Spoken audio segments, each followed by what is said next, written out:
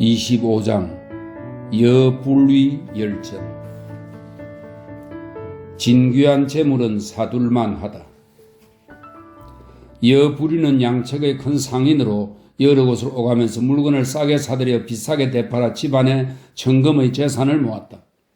진나라 소왕 40년에 태자가 죽자 42년에 둘째 아들 안국군을 태자로 삼았다. 안국군에게는 아들 20여 명이 있었다. 안국군은 남다르게 사랑하는 여인을 정부인으로 삼아 화양부인이라 불렀다. 화양부인에게는 아들이 없었다.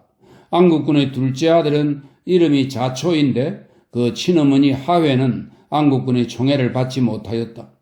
자초는 진나라를 위해 조나라에 볼모로 보내졌으나 진나라가 조나라를 자주 공격했기 때문에 조나라는 자초를 그다지 예우하지 않았다.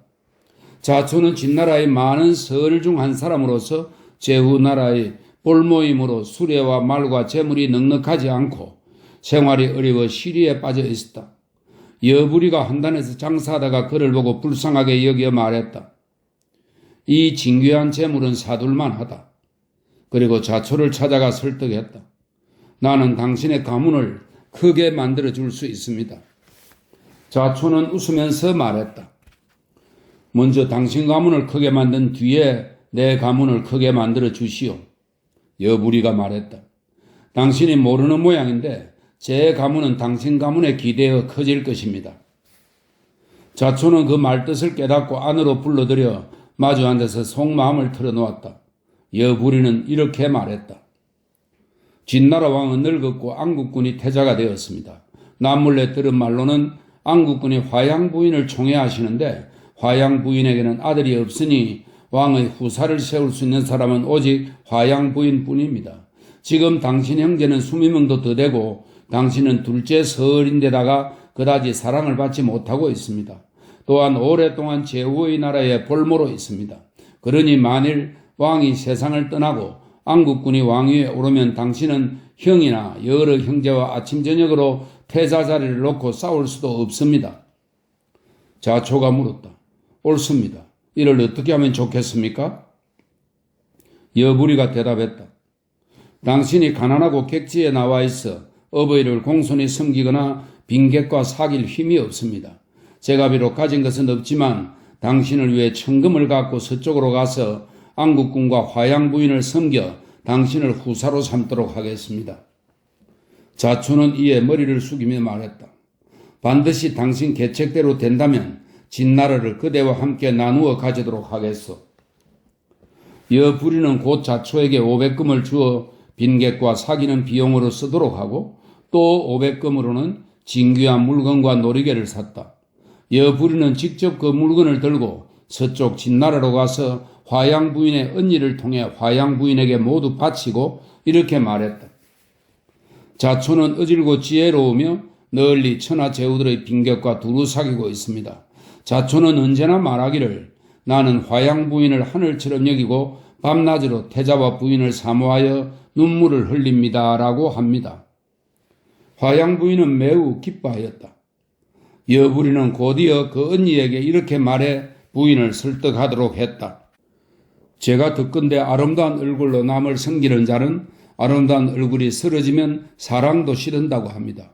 지금 부인께서는 태자를 섬기며 깊이 총애받고 있지만 아들이 없습니다.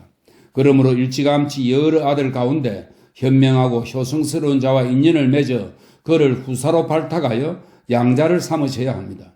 그래야 남편이 살아있을 때는 존중받으며 귀한 자리에 있고 남편이 죽은 뒤에도 양자가 왕이 되므로 끝까지 권세를 잃지 않을 것입니다. 이것이 바로 한마디 말로 장구한 이로움을 얻는 일입니다. 영화를 누릴 때 터전을 닦아 놓아야지 아름다운 얼굴이 쓰러지고 사랑이 식은 뒤에는 비록 한마디 말을 하려고 해도 어떻게 할 수 있겠습니까? 지금 자초는 현명하여 스스로 둘째 아들이기 때문에 후사가 될 수 없음을 알고 있으며 그를 낳아준 어머니도 사랑을 받지 못하므로 스스로 부인에게 의지할 것입니다. 부인께서 진정 이때에 그를 후사로 뽑아 맏아들로 삼는다면 일생 동안 진나라에서 총애받을 것입니다. 화양부인은 그 말을 옳게 여겨 태자가 한가한 틈을 타서 조용히 말했다. 조나라에 볼모로 가 있는 자초는 매우 현명하여 그곳을 오가는 사람들이 모두 칭찬합니다. 이어 눈물을 떨구며 말했다.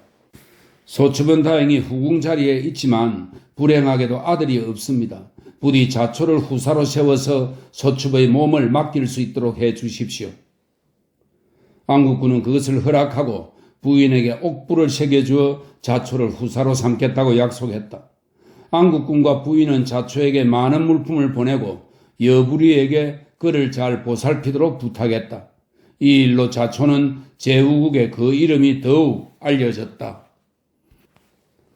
한 글자도 더하거나 뺄 수 없다. 여부리는 한단의 여러 첩 가운데 외모가 뛰어나고 춤을 잘 추는 여자를 얻어 함께 살았는데 그녀가 아이를 가진 것을 알게 되었다. 자초는 여부리의 집에서 술을 마시다가 그녀를 보고 한눈에 반해 일어나 여부리의 장수를 기원하면서 그녀를 달라고 했다. 여부리는 화가 치밀었지만 이미 자기 집 재산을 다 기울여 자초를 위해 힘쓰고 있는 까닭은 진귀한 재물을 락거리는 것임을 떠올리고 마침내 그 여자를 바쳤다.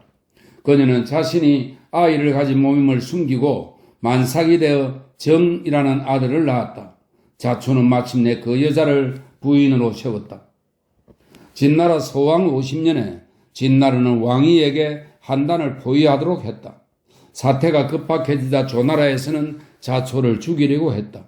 자초는 여부리와 모의하여 검 600건으로 지키던 관리를 매수하고 탈출하여 진나라 군대로 도망쳐 마침내 본국으로 돌아올 수 있었다.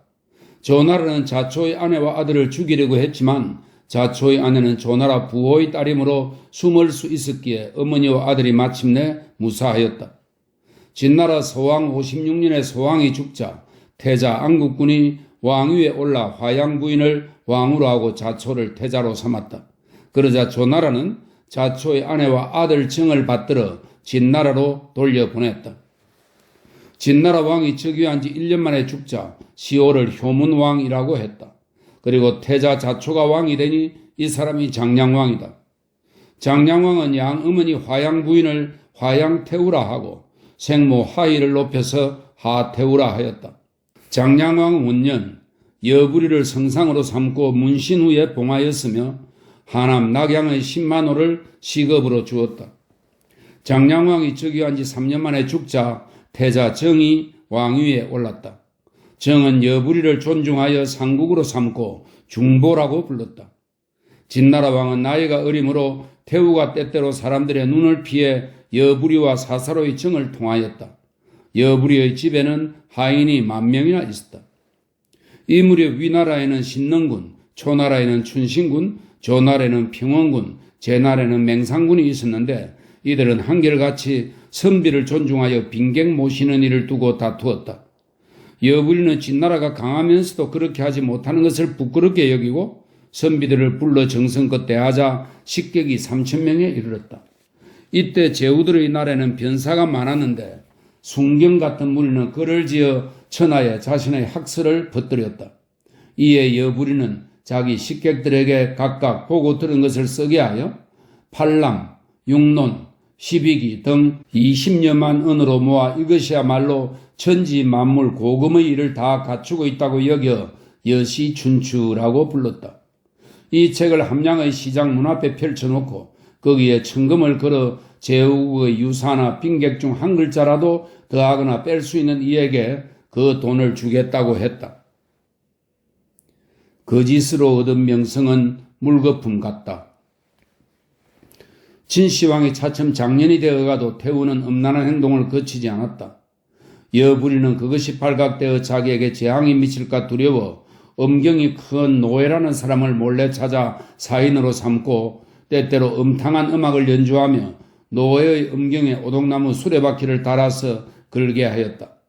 태우가 그 소문을 듣게 하여 그녀의 마음을 흔들어 놓으려고 한 것이다. 태우는 소문을 듣자 정말로 사람들 몰래 그를 얻고 싶어 하였다. 이에 여부리는 노예를 바치고 사람을 시켜 그를 부죄, 부죄는 남성의 성기를 제거하는 형벌입니다. 사람을 시켜 그를 부죄에 처하도록 허위로 고발했다. 여부리는 또 태우에게 은밀히 말했다. 거짓으로 부영을 받게 하여 부릴 수 있게 되면 급사중, 궁궐에서 급사일을 하는 관리입니다. 급사중으로 삼으십시오. 태우는 부영을 맡은 관리에게 많은 뇌물을 주어 판결을 위족해 하고 그의 수염과 눈썹을 뽑아 황관으로 만들어 마침내 태우의 시중을 들게 했다. 태우는 사사로이 그와 정을 통하면서 몹시 사랑하였다. 그러다가 아이를 갖게 되자 태우는 다른 사람들이 이 사실을 알까봐 두려워 거짓으로 점을 치고 이때의 재앙을 피하기 위해 궁궐을 옮겨 온 땅에서 살아야 한다고 말하게 했다. 노예는 언제나 그녀를 따라다녔고 태우는 그에게 매우 많은 상을 내렸으며 모든 일은 노예가 결정했다. 노예의 사인은 수천 명이 되고 벼슬을 얻기 위해 노예의 사인이 된 자도 천여 명이 되었다. 시왕 7년에 장량왕의 어머니 핫태우가 세상을 떠났다. 효문왕의 왕후 화양태우를 효문왕과 함께 수릉에 합장했고 핫태우의 아들 장량왕은 지양에 묻혔으므로 핫태우는 두 원의 동쪽에 홀로 묻혔다. 이는 그의 이러한 유언에 따른 것이다.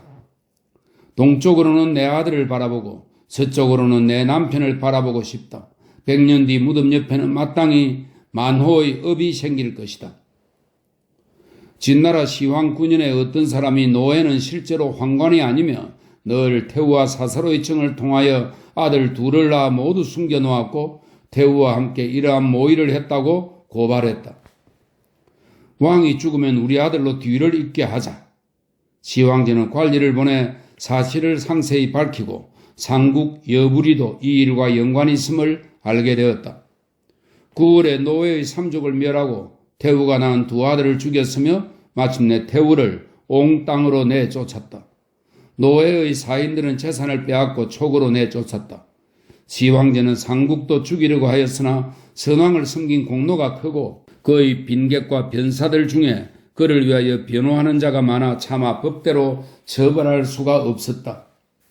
시왕 10년 10월에 상국 여부리를 관직에서 내쫓았다. 제나라 사람 모초가 시황제를 설득하였으므로 시황제는 태우를 온 땅에서 불러들여 함양으로 돌아오게 하고 문신우를 내보내 제국인 하남으로 떠나게 했다. 그러나 1년 남짓 지나도록 제국의 빈객과 사신들이 길에 잇따라 문신우를 방문했다. 시황제는 그가 변란을 일으킬까 두려워 문신우에게 편지를 보냈다.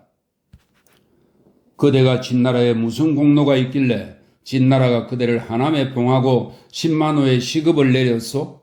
그대가 진나라와 무슨 친족 관계가 있기에 중보라고 불리요? 그대는 가족과 함께 촉당으로 옮겨 살도록 하시오. 여부리는 스스로 옥죄어옴을 느끼고 죽음을 당할까봐 두려워 독주를 마시고 죽었다. 시황제는 노예와던 여부리와 노예가 모두 죽자 촉당으로 내쫓았던 노예의 사인들을 모두 돌아오게 했다. 시왕 19년에 태우가 죽자 시호를 재태우라 하고 장량왕과 함께 채양에 합장하였다. 태사공은 말한다. 여부리는 노예를 존귀하게 했으며 봉토를 받아 문신으로 불렸다. 어떤 사람이 노예를 고발하였을 때 노예도 그 소문을 들었다. 진시황이 측근들을 통해 확보한 증거를 아직 발표하지 않았을 때이다. 진시황이 온 땅으로 가서 교사를 지내려 하자 노예는 재앙이 닥칠까 두려워 자기 무리와 음모를 꾸미고 태우의 도장을 도용하여 군사를 일으켜 기년궁에서 반기를 들었다. 진시황은 관리를 보내 노예를 치고 노예가 싸움에 그쳐 달아나자 끝까지 쫓아가 호치에서 목을 베고 그의 일족을 모두 죽였다. 그리고 여부리도 이 일로 말미암아 배척당했다. 공자가 말한 소문이란 것은 아마 여부리 같은 사람을 두고 한 말이 아닐까?